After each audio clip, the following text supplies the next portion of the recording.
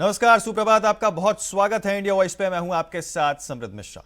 आज से बजट सत्र शुरू होने जा रहा है। राष्ट्रपति द्रौपदी मुर्मू संसद के दोनों सदनों में संयुक्त संबोधन करेंगी। आपको बता दें कि देश भर के संसद में देर रात की राजधानी दिल्ली जो है वो पहुंचना उनका तय हो गया है। यानी कि देश के कोने कोने से जितने भी सांसद हैं वो अब राजधानी दिल्ली की ओर अपना रुख कर रहे हैं। भारत की आर्थिक सर्वेक्षण 29 जनवरी को प्रस्तुत किया जाएगा, जिसके बाद 1 फरवरी को केंद्र बजट जो है वो पेश किया जाएगा। दोनों सदनों का सत्र 13 फरवरी को अवकाश के लिए स्थगित किया जाएगा और 9 मार्च को पुनः शुरू किया जाएगा। इस दौरान आपको बता दें कि स्थानीय समस्याएं और समितियां विभिन्न मंत्रालयों और विभागों की अनुदान मांगों की जांच भी करेंगी। सत्र में कुल 30 बैठकें होंगी जो 65 दिन तक चलेंगी और 2 अप्रैल को समाप्त होगा। सत्र का पहला भाग आपको बता दें कि मुख्य रूप से 2026-27 के केंद्र बजट से संबंधित वित्तीय मामलों और राष्ट्रपति के अभिभाषण पर यहां पर धन्यवाद प्रस्ताव पर चर्चा के लिए समर्पित होगा। सत्र के दूसरे भाग के दौरान आपको बता दें कि मुख्य रूप से आवश्यक विधायी और अन्य कार्यों पर चर्चा होने की उम्मीद जताई जा रही है। बता दें कि मंगलवार को संसद के बजट सत्र से पहले सरकार ने सर्वदलीय बैठक भी बुलाई थी, जिसमें उसने दोनों सदनों के सुचारू संचालन के लिए विपक्षी दलों से सहयोग मांगा था। विपक्षी दलों ने बैठक के दौरान उठाए गए जाने वाले मुद्दों पर चर्चा की है। इस बैठक की अध्यक्षता रक्षा मंत्री राजनाथ सिंह ने की थी। बैठक के दौरान संसदीय कार्य मंत्री किरण रिजिजू ने संसद के सुचारू संचालन के लिए यहां पर नेताओं से सहयोग मांगा था और कहा था कि सरकार सदन के दोनों सदनों में यहां पर नियमों के अनुसार सदनों में किसी भी अन्य महत्वपूर्ण मुद्दों पर चर्चा करने के लिए भी तैयार है।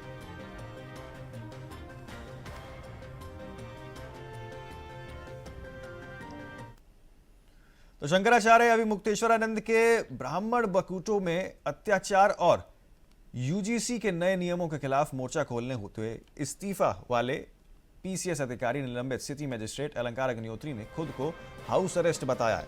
उन्होंने कहा है कि एसडीएम कंपाउंड को यहां पर मिनी जेल में कन्वर्ट कर दिया गया।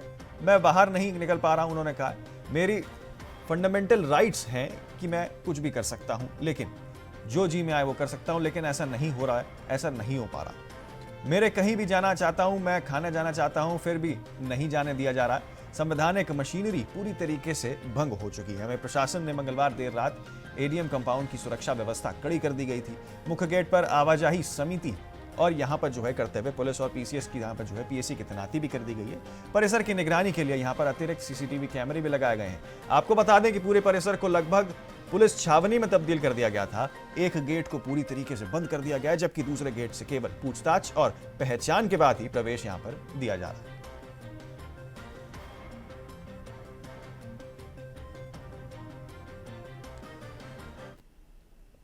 आगे बढ़ते हैं अगली खबर की ओर। आपको बता दें भाजपा नेता राहुल सिन्हा ने कोर कमेटी की बैठक को लेकर कहा है कि पार्टी को राष्ट्रीय अध्यक्ष से पूरा मार्गदर्शन मिल रहा है और उसी के आधार पर आगे की रणनीति जो है वो तय की जाएगी।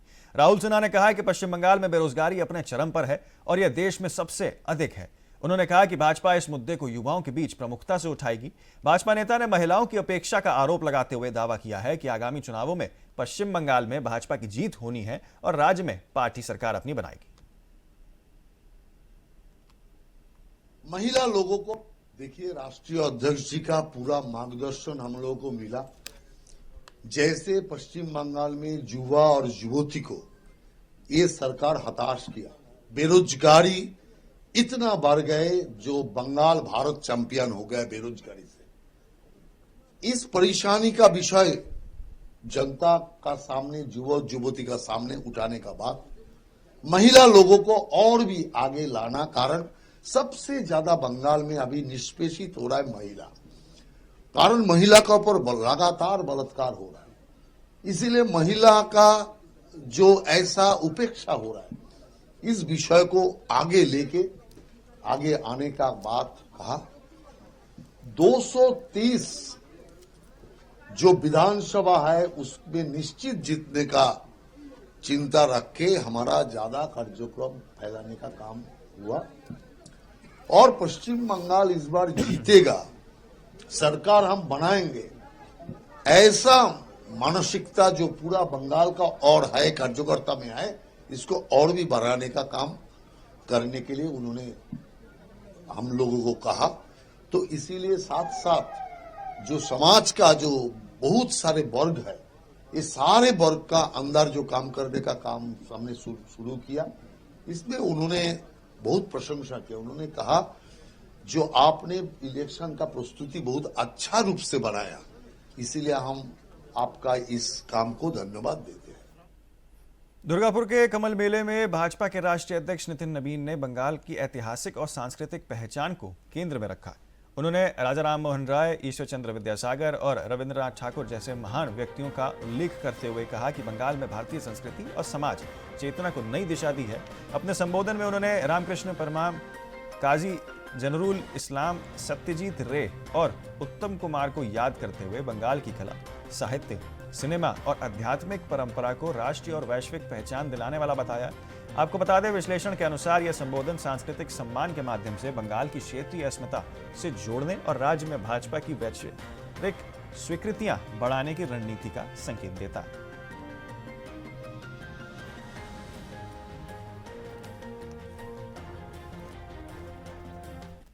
भारत के लिए भूमि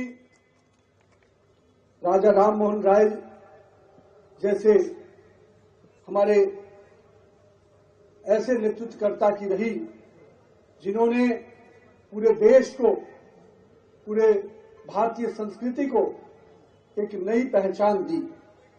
हम आज के दिन इस मेले के माध्यम से ईश्वर चंद्र विद्यासागर जी को भी याद करना चाहते हैं, जिन्होंने हमारे इस राज्य के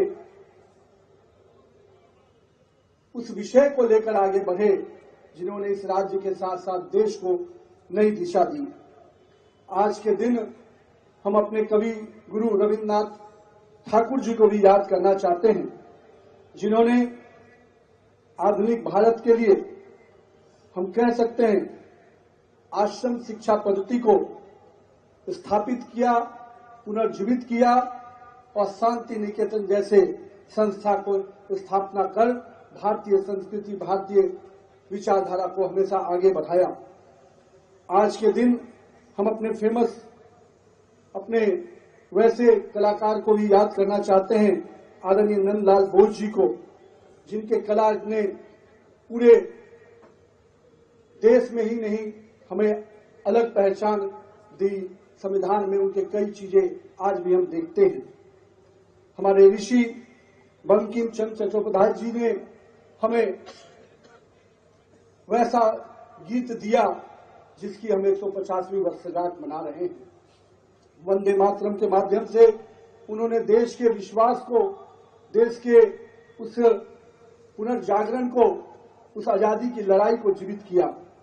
और मैं कह सकता हूं, इस भूमि ने ऐसे कई योद्धा दिए, ऐसे कई संत दिए, उसमें रामकृष्ण परमहंस का भी नाम बहुत अमूल्य अक्षरों में लिखा जाता है। और हम कह सकते हैं कि युवाओं के प्रेरणा पुरुष विवेकानंद जी को भी हम कहीं न कहीं आज के दिन स्मरण करना चाहते हैं। अपने कई ऐसे कलाकार, प्रसिद्ध महानायक उत्तम कुमार को भी आज मैं याद करना चाहता हूं, जिन्होंने कला के क्षेत्र में अपने खुद के कला के माध्यम से पूरे भारत में, पूरे विश्व में अपनी पहचान बनाई और बंगाल की इस भूमि को पूरे विश्व में स्थापित किया।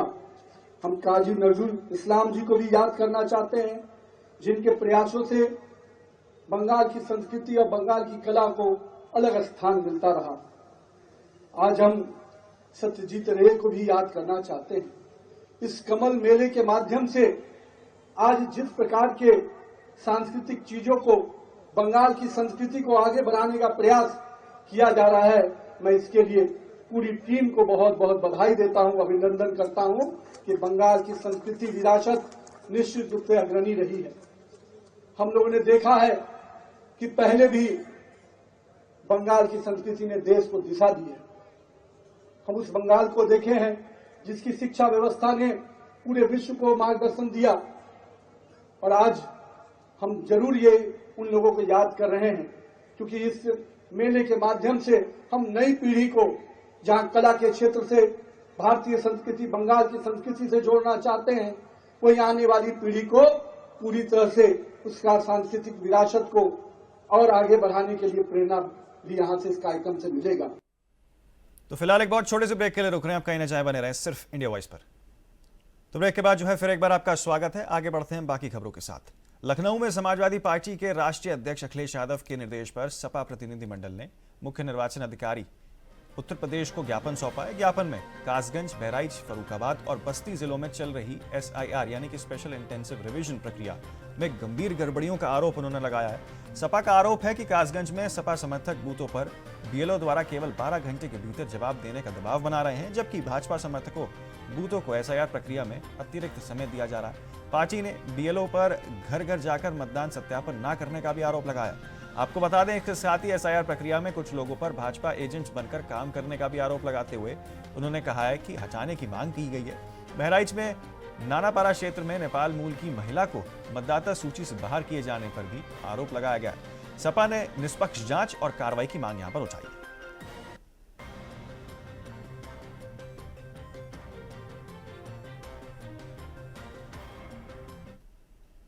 तो आरा के रमना मैदान में समीप पंजाब नेशनल बैंक के नीचे बैंक कर्मियों ने हड़ताल के समर्थन में आंदोलन तेज कर दिया।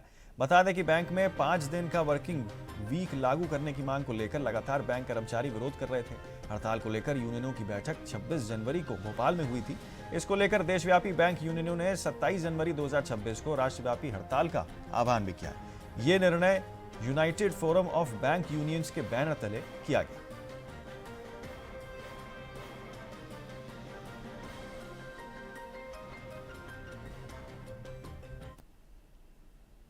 तो बिजनौर के थाना चांदपुर के जमाईपुरा नई बस्ती में दबंगों ने एक युवक फैसल के साथ मारपीट की और उस पर फायरिंग की है। घटना में गंभीर रूप से घायल फैसल को तुरंत प्राथमिक उपचार के बाद हायर सेंटर रेफर कर दिया गया। पूरी घटना जो है वो CCTV फुटेज में कैद होने के बाद वायरल हो गया, जिसमें मारपीट और फायरिंग की पूरी स्थिति स्पष्ट रूप से देखी जा सकती है। पुलिस ने मामले में केस दर्ज कर जांच शुरू कर दी है और दबंगों की पहचान कर कार्रवाई करने में जुटी हुई है। इलाके में लोगों में डर और चिंता का माहौल बना हुआ है।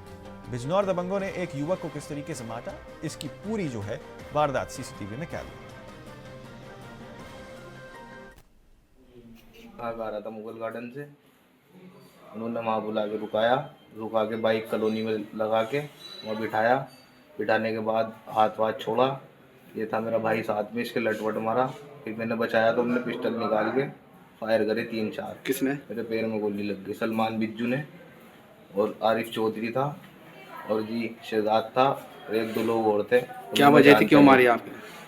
वजह कुछ नहीं थी, पहले की 1 साल पहले की वो थी, वो बातचीत निमट गई थी, बाइक लगने के ऊपर बात थी। आज जो विवाद हुआ वो क्यों हुआ? वो उसका कोई वो रोल नहीं था, वो खामोखा उन लोगों ने करा। पुलिस में शिकायत की आपने? जी, कानपुर थाने। तो मिर्जापुर में जिम धर्मांतरण मामले को लेकर सियासत तेज हो गई है। आपको बता दें, मुख्य आरोपी इमरान द्वारा सपा नेता सतीश मिश्रा पर फर्जी तरीके से फंसाने के आरोप के बाद अब सपा नेता ने पलटवार किया है। सतीश मिश्रा ने कहा है कि इमरान को आगे कर उनकी राजनीतिक हत्या की साजिश रची जा रही थी। उन्होंने दावा किया है कि आरोपी के बड़े भाजपा नेताओं के साथ सीधे संबंध हैं और तस्वीरें सोशल मीडिया पर वायरल हो रही हैं। आरोप है कि आरोपी की कई गाड़ियां पर भाजपा का झंडा लगा रहता है और पुलिस के कुछ अधिकारी उसे संरक्षण दे रहे हैं। सपा नेता ने बताया कि आरोपी पर कई जनपदों में मुकदमे दर्ज हैं। मई में देश छोड़ने की कोशिश के बावजूद पासपोर्ट वीजा रद्द नहीं हुआ था। पुलिस जांच में जुटी हुई है।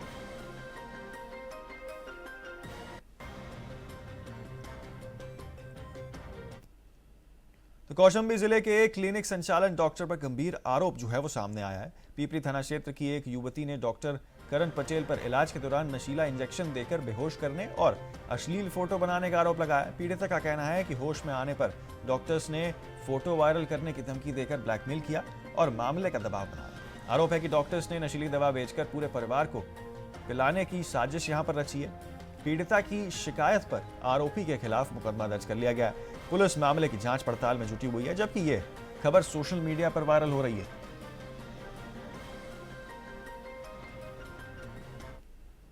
खबर मथुरा से है, जहां श्री कृष्ण जन्मभूमि मंदिर केस के मुख्य याचिकाकर्ता दिनेश फलहारी महाराज ने मुख्यमंत्री योगी आदित्यनाथ को अपने खून से पत्र लिखा है। पत्र में महाराज ने कहा है कि शंकराचार्य जी के सम्मान के साथ गंगा स्नान कराया जाए, क्योंकि वे हिंदुओं के गौरव और भगवान समान है। उन्होंने अधिकारियों द्वारा साधु संतों के अपमान का हवाला देते हुए माफी मांगने की भी बात कही है। महाराज का कहना है कि इससे सोशल मीडिया पर नाराजगी कम होगी और सनातन धर्म का सम्मान बना रहेगा।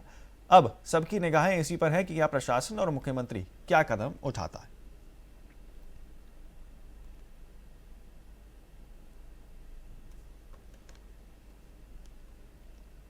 तो वाराणसी की संस्कृत के विद्यार्थी द्वारा 8-8 ओवर का संस्कृत क्रिकेट मैच आयोजन किया गया। आपको बता दें कि इस आयोजन में धोती कुर्ता में बैटिंग और बॉलिंग की जा रही थी। यही नहीं, मैच में संस्कृत में कमेंट्री भी की जा रही थी। दरअसल इस मैच को करने का उद्देश्य संस्कृत को बढ़ावा देना था कि वेद शिक्षा लेने वाले छात्र भी अपने गणवेश में बैटिंग बॉलिंग कर सकते हैं।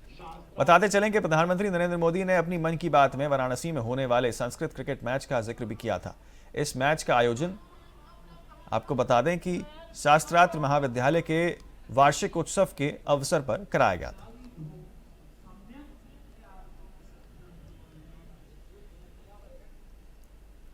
तो अलीगढ़ के थाना सिविल लाइंस इलाके के कचपुला में एक गंभीर सड़क हादसा हुआ है, जिसमें एसडीएम अंजलि गंगवार की कार ने स्कूली बच्चों को भरे ई रिक्शा को टक्कर मार दी।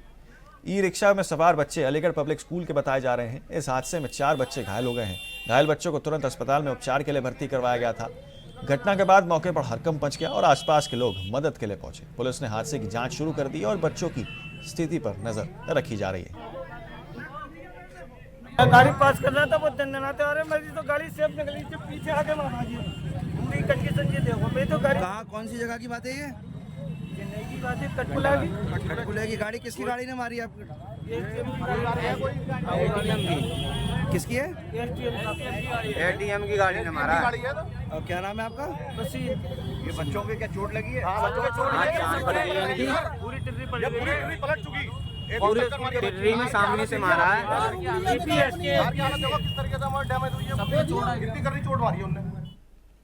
तो कानपुर देहात में दिल दहलाने वाली लूट की घटना जो है वो सामने आई है, जो सीसीटीवी कैमरे में कैद हो गई है। आपको बता दें, अकबरपुर कोतवाली क्षेत्र में घर के अंदर जा रही एक बुजुर्ग महिला पर बदमाश ने अचानक हमला कर दिया। आरोपी ने महिला को बुरी तरीके से पटक कर घसीटा और गले में सोने की चेन छीनने की कोशिश की है। काफी देर तक चली खींचतान के बाद बदमाश चेन तोड़कर फरार हो गया। घटना में बुजुर्ग महिला ने किसी तरह अपनी जान बचाई। पीड़िता की तहरीर पर पुलिस ने मुकदमा दर्ज कर लिया है। पुलिस सीसीटीवी फुटेज के आधार पर आरोपी की तलाश में जुटी हुई है।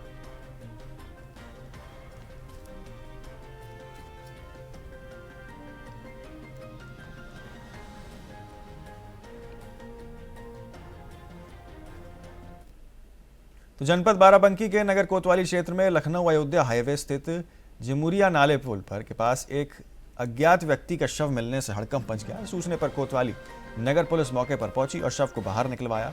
गुमशुदगी रिपोर्ट के आधार पर मृतक की पहचान अब्दुल आरिफ 61 वर्ष निवासी कंपनी बाग के रूप में हुई है। परिजनों के अनुसार वह मानसिक रूप से अस्वस्थ थे और 23 जनवरी से लापता थे।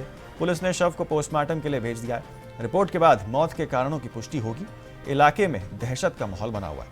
आपको बताते चले कि जनपद बाराबंकी के नगर कोतवाली क्षेत्र के अंतर्गत यहां पर यह हादसा जो है वो हुआ था।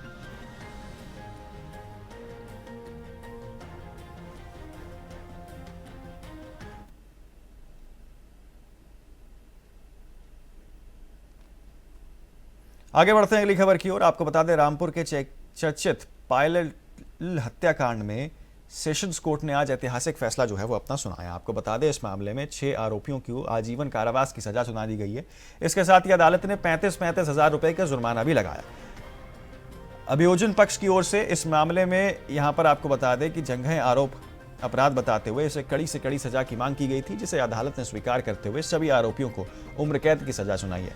आपको बताते चले कि यह मामला 27 नवंबर 2018 की रात का है, जब पुलिस ने ताहिर खान को कोसी नदी किनारे स्थित एक फार्म हाउस से पायल की लाश बरामद की थी, जिसके बाद जांच में सामने आया था कि पायल की निर्मम हत्या कर उसके शव को 3 टुकड़ों में काट दिया गया था और फिर जमीन में दबा दिया गया था, ताकि अपराध का कोई सुराग ना मिल सके। इस घटना ने पूरे क्षेत्र में झकझोर कर रख दिया था।